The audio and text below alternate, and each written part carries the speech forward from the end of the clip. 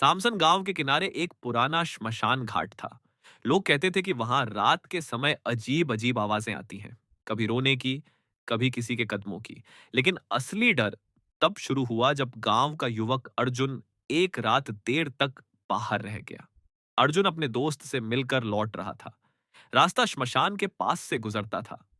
जैसे ही वह वहां पहुंचा, उसे लगा किसी ने उसका नाम लेकर पुकारा, अर्जुन। वह डरकर पलटा, लेकिन वहां कोई नहीं था। हवा बिल्कुल शांत और चारों तरफ सिर्फ जलती हुई रूखी लकड़ियां और राख की गंध। वह तेजी से चलने लगा।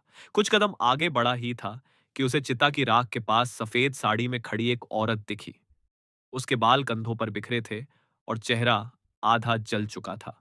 वह धीमी आवाज में बोली, मेरी मदद करो, मैं अभी तक मुक्त नहीं हुई। अर्जुन के पैर जैसे जमीन से चिपक गए।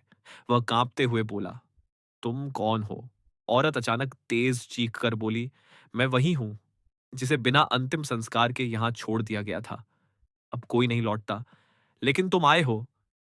अर्जुन डर के मारे पीछे हटने लगा। तभी औरत उसके करीब आने लगी। उसके कदम जमीन को छुए बिना हवा में तैर रहे थे। अर्जुन ने पूरी ताकत से भागना शुरू किया। पीछे से उसकी आवाज गूंज रही थी, अर्जीव, वापस आओ। अर्जुन किसी तरह गांव पहुंचा और अपने घर का दरवाजा बंद कर लिया। लेकिन अजीब बात यह थी, उसके कपड़ों पर अब भी राख लगी हुई थी, जैसे कोई उसे पकड़कर खींच रहा हो।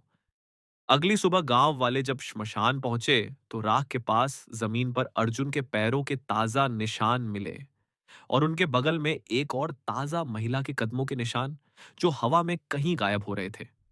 तब से लोग कहते हैं, रात को सामसन के श्मशान से एक औरत की फटी आवाज आज भी सुनाई देती है, किसी को पुकारती है,